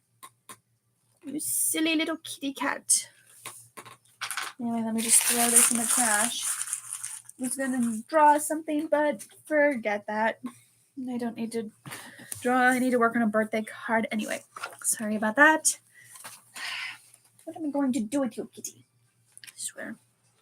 Kira falls to his knees, helps Akira up and puts him in a cradle bed, and rocks him back and forth until he falls asleep and is magically cured of everything. Alright. Come morning, just like his cousin said, the fox woke to the humming of a young woman. Sure enough, when he rose from his den, he spotted a golden-haired woman with hazel eyes. She didn't look particularly royal or out of the ordinary. Still, she did seem to be looking for something just like the tailless cousin said. So after a few morning searches, he trotted over to the hazel-eyed maiden.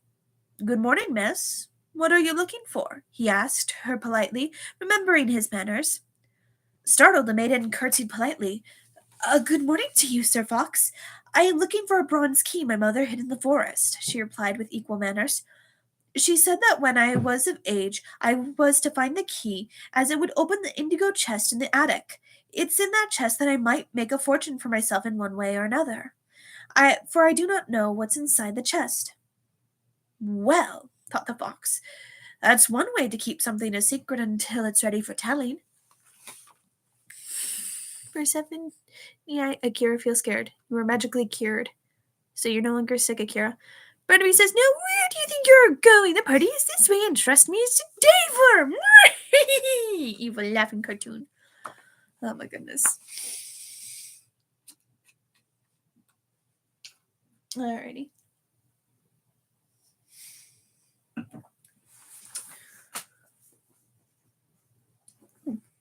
I just had those 4 Mentos. Okay.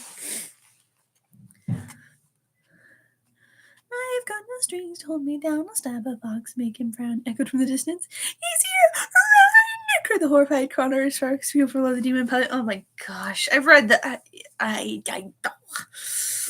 You do realize he gets better at the end of a story. "Persephone head, I am scared." "Don't be scared. You're magically healed. I cured you of your fever and everything, so don't be scared. You're happy now. Because I cured you." Alrighty, so tell me, maiden, what is your name? The fox said after a moment of silence between them. "Perhaps I can find you this key." My name is Natalia, the maiden answered, "and I would greatly appreciate the help." So the two of them split up, searching the forest. The girl took the back on the right, took the path on the right, and the fox to the left. The fox searched high and low, asking butterflies and minks if they noticed anything odd in the forest. Still, none of them saw anything out of the ordinary. Nothing they could tell, anyway. This story is a musical part I can sing, but not right now. Pinocchio 2! I swear. The story of Pinocchio already ended with him being a real boy and a better person. Excuse me. Oh. If it's not one thing, it's another. Hopefully my cell phone still charges. "Persephone head, please answer me. Don't be afraid. You're cured now." Sorry about my family. Anyway, when he saw it, the fox was heading down the stream to look. The bronze key hung from a branch within his reach, and the magpie went for the key. The fox saw Natalia's name inscribed on the key, and he had no intention of letting that magpie fly off with it. Quick as a gust of wind, he ran to the tree and took a great leap and snatched the key right from the magpie's beak. Landing on his feet, feeling quite pleased with himself for performing such a trick, he trotted back to Natalia with the key hanging from his mouth. Natalia was so delighted that she stroked the fox's red fur and thanked him nearly 7 times. When they reached the farm on which she lived, she gave the fox a hearty meal as thanks, and once the two of them had eaten, they went up to the attic. Natalia slipped the key into the lock of the indigo chest and unlocked it. Opening the chest, they found inside a velvet gown of sea green hue, a bottle hanging from a black string, and a letter. The letter was addressed to Natalia, so she opened it, and it read this: To my beloved daughter Natalia. Happy birthday, my dear. By the time you read this letter, I may be dead and gone, and I am sorry for leaving you so soon. Before I succumb to the curse and the angel of death comes for me, I wanted to give you a good start at finding your way in the world on your own. Though you undoubtedly have many questions, everything in this chest will help you. While my time is limited, my journal has the answers you're seeking to an extent. But I will say this.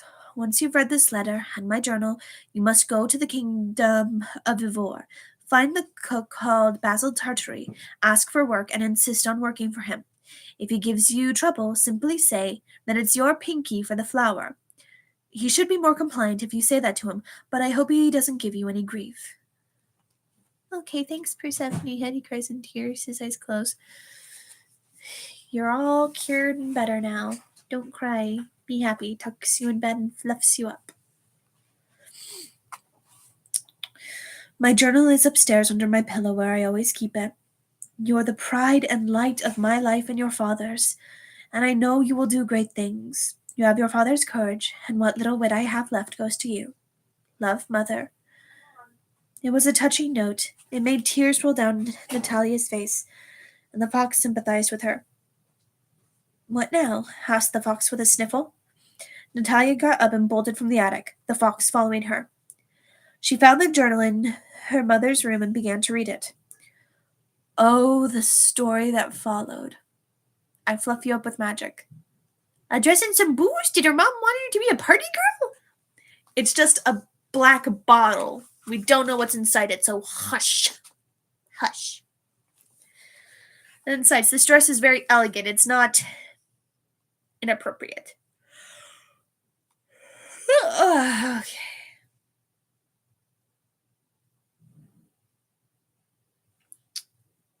Too many crickets. Okay. Oh, I forgot how long this one was. Wow. Oh boy.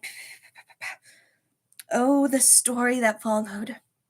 Bybor's crown princess and the forbidden love she shared with the knight Sir Lysander of Rosewood, of the jealous count and the elopement of the young lovers. The story ended with the throne being held in limbo as Ivor sought its rightful ruler. At the back of the journal, Natalia saw her mother in a dress of sea green velvet and her father in a suit of golden armor.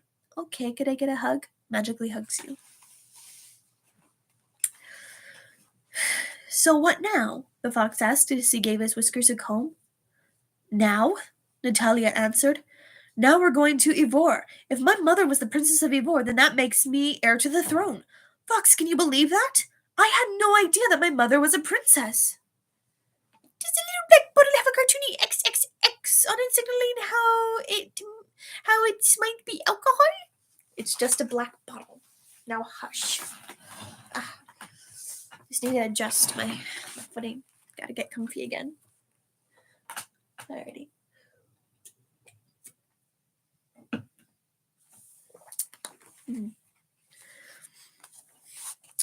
When Natalia's father returned, he realized that his daughter knew the truth and was the rightful heir to Ivor's throne. He made the arrangements and packed a suitcase for his daughter. While he didn't protest Fox's presence, he noticed his gingerbread-smelling breath. So, what did you think of Barnaby the dark ghost owl? Barnaby has issues. Barnaby needs some therapy. And maybe some booze. Can you show me what a magic can be like in real life, please? I can't do that because I can't. This is as close as I can get.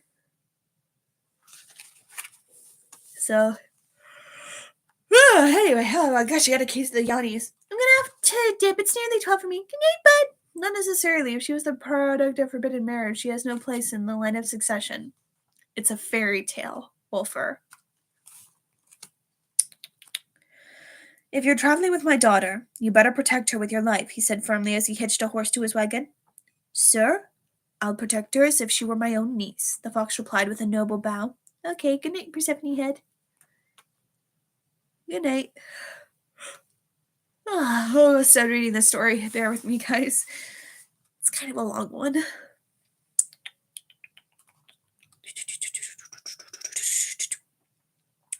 And just like that, the duo traveled from the forest to the kingdom of Ivor. It was on this journey that the fox was given a name. Natalia gave him the name Thomas. He took to it like a bee takes to flowers. The name suits me, he told her with a wink.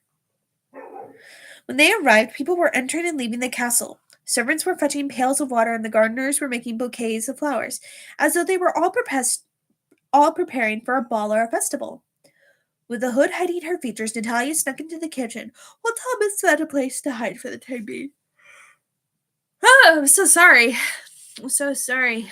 Really, I promise you will return your head to the body in the morning. Okay. Guys, I have good news just right now. What's the good news, alien?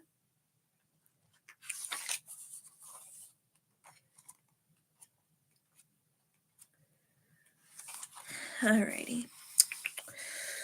The smell of bread, stews, and good things to eat filled the girl's senses, but it was the cook she was more interested in. She found him by the fire, stirring a pot of soup.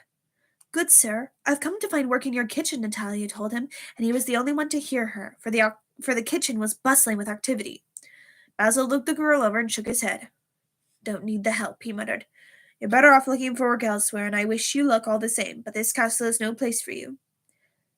Then it's your pinky for the flower, Natalia replied politely, and she watched Basil nearly drop his spoon into the soup pot. He briefly turned white as saw before looking Natalia over, and recognized the words from the departed princess. Looking around the kitchen, he nodded. You can work as my assistant, he whispered, agreeing to help and excited for her arrival. He felt a nightmare. Okay.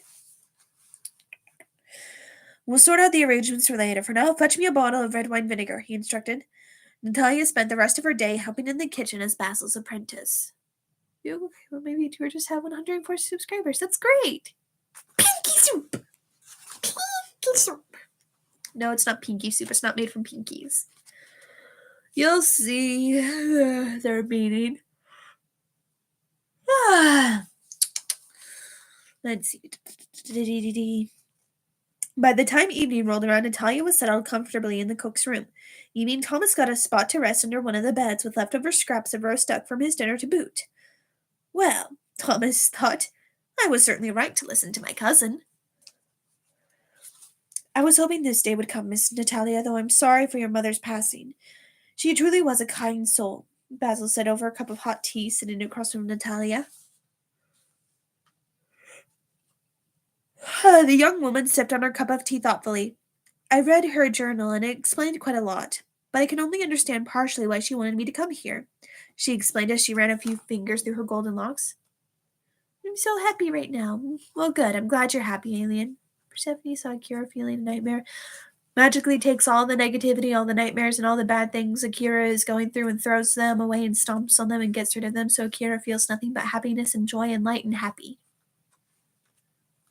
My laptop is draining really quick. Okay, Well, the reason is because you're the rightful heir to the throne. Though only you, your fox, and I know that, Basil replied before sipping his tea. The king has been hosting the same scavenger hunt for years, and the only one who can find the 3 special items can take the throne. But so far, no one has been able to find them. That night, Natalia slept with Thomas under her bed. With so much to think about, it's a wonder that she got any sleep. But only Lacoy also visited her, just like everyone else. The following day, Natalia joined Basil in the dining hall, helping him serve breakfast to the king and his guests, each vying for the throne. As you all know, I will only give my throne to the one who can complete the scavenger hunt and find all 3 of the items on my list, the king announced after his morning cup of coffee. Barbie musical is called A Million Gruesome Ways to Die. I also have good news. I went to the National Museum of War of the Pacific with my mom and some friends today. Yay! That's wonderful, Wolfer. I'm happy to hear that. Let's see. Alright, just getting my charger ready for when I need to put my laptop on the charger. Yeah, we're still doing good. Okay. The first item you are to find is a golden mouse, who's been causing trouble eating all the desserts and sweets that my royal cook and baker prepare for me.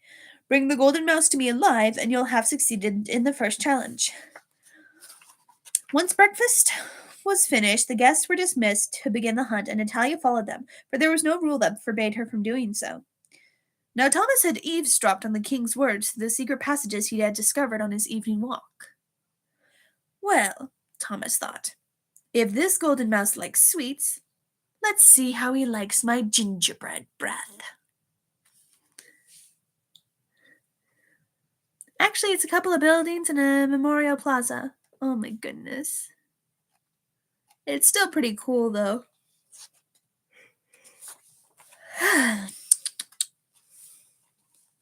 And off the fox went, sniffing at the floor and listening with his sharp ears, hunting for the golden mouse. He tiptoed through the secret passages and peeked in as many spare rooms as possible. The hunt made him feel nostalgic with the tales of his great-great-grandfather fox, who served as a king's royal hunting fox. Quite a lot in there, I'll bet. It's been a while since I've gone to a museum. I want to again.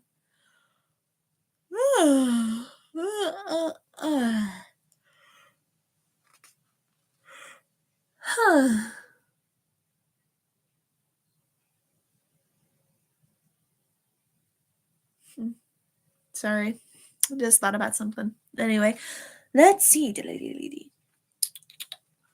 Sure enough, as he entered the cellar, Thomas heard the undeniable squeaking of a mouse, peeking from behind a barrel. Sure enough, he spied the golden mouse. It was sipping drops of mulberry wine dripping from a leaky spigot. Oh, what luck! Thomas thought to himself before opening his mouth like an oven and panting as softly as possible. Persephone had whispered Akira in order to calm Akira down in his sleep. I told you I already destroyed all the negativity, so you're having nothing but sweet dreams that are all sugar and whipped cream and kittens. After sipping with a few hiccups in between, the golden mouse squeaked with drunken delight as he caught the smell of freshly baked gingerbread. Sorry, typo, calm him down in his sleep. Yeah, I knew what you meant. So we got a golden mouse who has a penchant for sweets. Feeling peckish after all his drinking, the mouse followed his nose to the gingerbread, already daydreaming of all the yummy treats waiting for him, why he could practically taste them already. But too little, too late. When the mouse realized where the smell of gingerbread was coming from, snap! Thomas's jaws shut, and the golden mouse dangled from his mouth by its tail. Pleased with his trickery, Thomas returned to the hidden paths as he trotted through the castle looking for Natalia.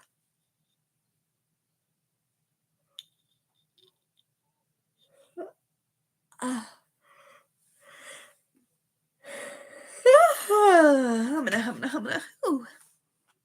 Thanks for 70 head. Good night. Good night, Akira. They crossed paths in the servants' quarters, and Natalia shut the golden mouse up in a little cage, keeping him fed with rose petals and milk until it was time for tea. You can imagine the king's surprise when he saw Basil's apprentice holding a little cage with a sleeping golden mouse inside. Bye, Persephone. Bye, Akira. The guests were equally surprised. They had searched the entire castle, but didn't even hear a squeak from the golden mouse. Would a drunk mouse be the fox version of a Jello shot? Considering that this little golden mouse loves sweets a lot. Thanks for the roleplay. You're welcome.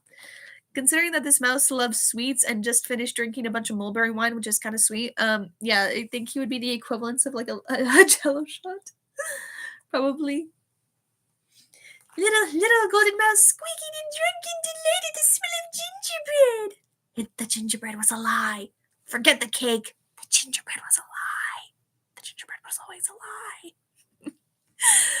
Oh my goodness. Oh wow. After this story, that'll be the last one. Oh, sorry for my yawns. Anyway.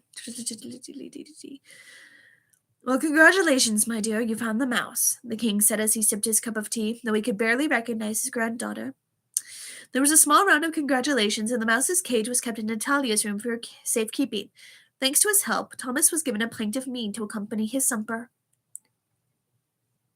The way you say humana from SpongeBob. Humana, humana, humana, humana, humana. Ooh. That better? Horrified realization. What's the horrifying realization? Wolfer, talk to me. Night fell, and morning brought with it the second challenge.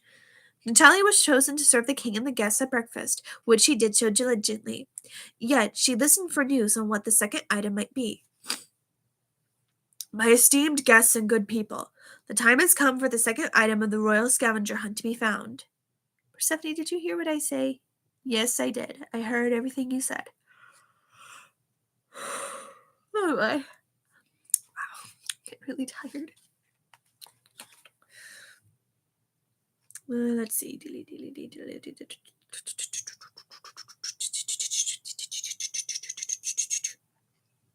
Okay.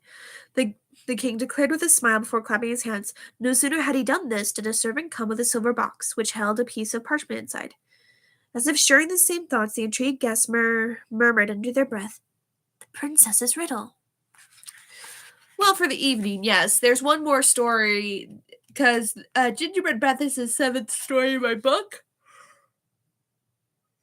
There's one more after it, but yeah, this will be the last story I read, and then I'm gonna have to call it a night for this live stream. This has been very fun, because I'm getting tired. I still got so much stuff to do later, not to mention tomorrow, and oh boy. No, it's fun. I'm still gonna read. Good night, Persephone. Head, and thanks for role playing stream. You're welcome. But yeah, I'm gonna finish the story. I'm gonna finish reading it to you before I leave. Don't worry.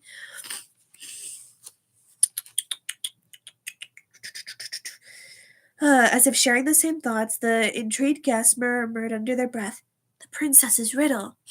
My nose is getting stuffed up at the worst time. Great.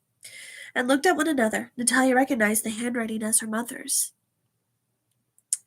Given the nature of the second item, it doesn't seem fair to say it outright, the king explained as he unfolded the piece of parchment. This riddle has the answers to the item and where it can be found. Clearing his throat, the king read the riddle. Red velvet hues decorate my gown. I am beauty bred with teeth, with a pretty face above and ancestral roots beneath. The poet would write of me in the fair palace live I, but he did not die. The promised finger is my delight, just a taste makes me bright. I am too good for the gardens, red velvet hues decorate my gown. Before I leave Persephone, you looked just his head. Considering that meat is 14 to 18% alcohol, I doubt the fox is going to be all that useful in looking for stuff. This fox is resilient, so there. Again, it's a fairy tale. Finishing the poem, the king set it back in its silver box. That is the poem, and I wish you all the best luck in finding the second item. Breakfast ended, and everyone was dismissed. Natalia muttered the poem until she could write it down in the servants' quarters. The puzzling that followed. Her Basil, Natalia, and Thomas sat looking over the riddle. They all tried to find an answer, but it proved a trick. Natalia's mother was quite the clever writer. Had she not been a princess, she would have made for a magnificent storyteller. Well, we know it's a plant of some sort, Natalia replied, given the terms garden and roots, though she tapped her nails as she tried to find more clues from the poem. In the forest, we refer to butterflies as poets, Thomas added, scratching behind his right ear. Given their love for singing and travel, they hear all sorts of poetry. So this plant in question might be carnivorous in nature. Okay, bye, sleep. I was thinking of the concept of a Chinese dragon girl ASMR. Good, right? That would be very good, but again, one thing at a time, and I still need to finish my list before I make a new one. Okay? Could it be a fox? You'll see what it is. Okay. Natalia nodded and wrote that down along with the other clues. Basil read over the riddle 3 times when his gaze turned to his pinky, which had been scarred since he was a lad of 16. The memory returned to him as clear as water. Natalia, you and Thomas ought to go to the greenhouse up on Crow Hill. You'll find the answer inside, Basil replied as he folded the copy of the poem. For the answer is your mother's prized Venus rose.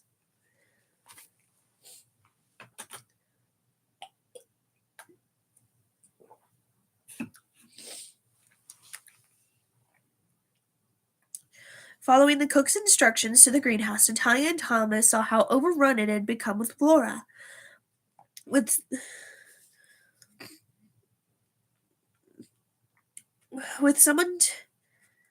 Without someone to take care of it. It was still nestled cozily in its porcelain pot, but in the middle of the ivy-consumed table was the Venus rose in all its scarlet-hued glory.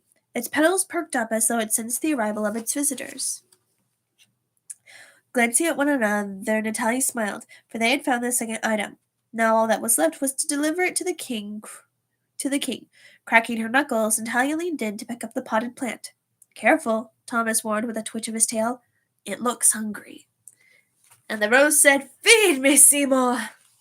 Oh my goodness. Woofer. Silly. Oh my goodness.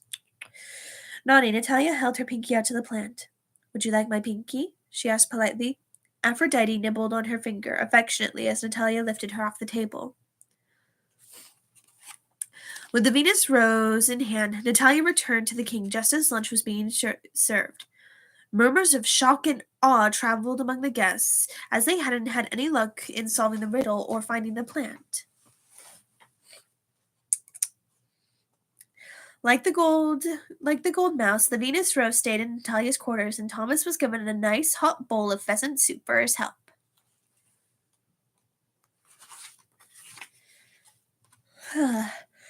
Come morning, the whole castle is bright-eyed and eager as rabbits. Today would be the last day of the royal scavenger hunt, and whoever could find the previous item would be crowned the ruler of Ivor. All eyes traveled to one another as everyone wondered who would find the third item. Surely not that kitchen maid, murmured many. A kitchen maid can't rule a kingdom.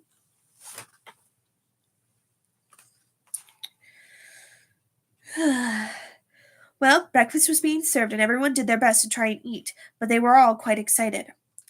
Silence hung around the table, and all eyes were on the king, awaiting his word with bated breath. The suspense was sharpening its knife for the guests. Clearing his throat, the king finally spoke. My guests, you have all been wonderful company. I truly have enjoyed the scavenger hunt. But today is serious business, for I shall choose my successor after the final item has been found. Eager murmurs began to bubble from the guests, each one ready to go searching. The third item is a book hidden in the library. All of you will look in the library, and you may choose 3 books that you think are correct, the king explained. By tea time, I will look among the books you've collected and declare my successor. Just like that, the guests were dismissed and rushed into the royal library. Natalia was the last to arrive, and oh my, what a clamor! The whole library was filled with guests rummaging through the shelves, searching among the books for the one the king was searching for. Natalia had to wriggle her way in, for the guests in the royal library were packed like smoked oysters in a can. She watched as guests pulled books from the shelves. While some could choose their 3 easily, others were surrounded by stacks of books, having great difficulty choosing theirs. The young woman wandered through the royal library, reminded of her mother. How amazing that my mother had all these books to read. Now I know why I like books so much. I get it from her, she thought to herself, as she began reading the spines of the books that had yet to be picked off the shelves.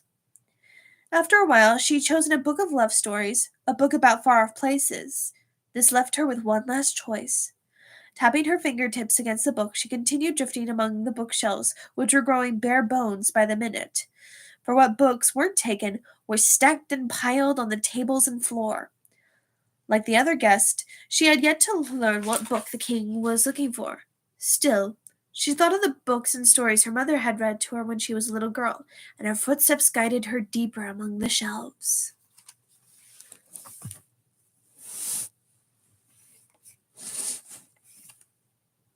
Just going to be on the safe side, and I'm going to put my legs up this way. This way, my laptop has a little bit. Oh my goodness. My brother's feeling very talkative. Alrighty, here we go. We're almost done, I promise. Let's see. Natalia was lost in thinking about what book to choose when her foot brushed against a book that had fallen on the floor.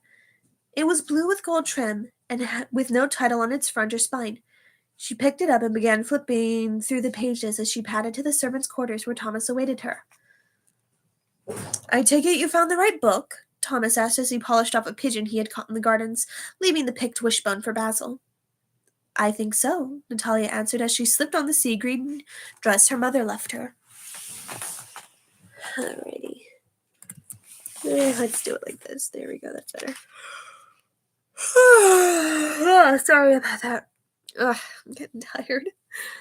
It's a happy tired, but still. Let's see. Sleepy, yeah. Once I finish reading this story, I'm gonna end the live stream. But it's been fun. I'll give you sneak peeks. And then tell you what, when we hit 1K subs, I will show you sneak peeks of my other book if I'm still working on it by then. We'll see. Anyway. Gurk. Tea time arrives and no one sits at the table, for they are all in the throne room. The king gazed at all his guests, each with their 3 books in hand. One by one, the king looked at each of the books, and guests politely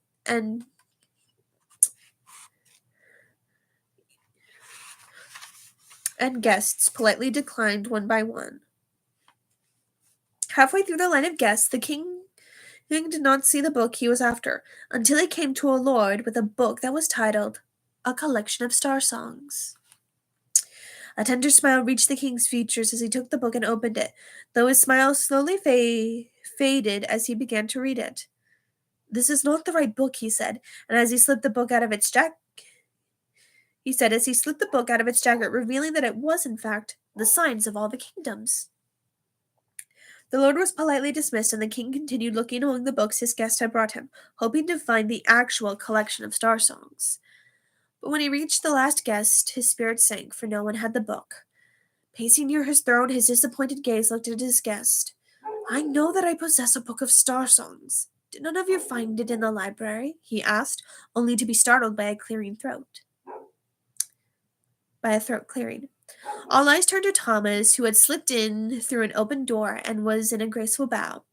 "Your Majesty, I believe someone did find the book you were looking for, along with the other scavenger hunt items."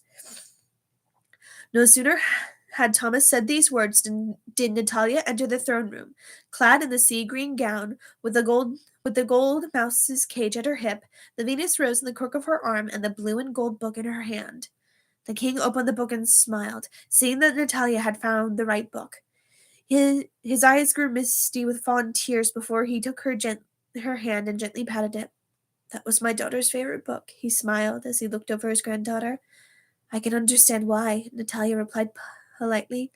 "The songs are so beautiful and tell such stories that cannot be found on earth, but in the heavens."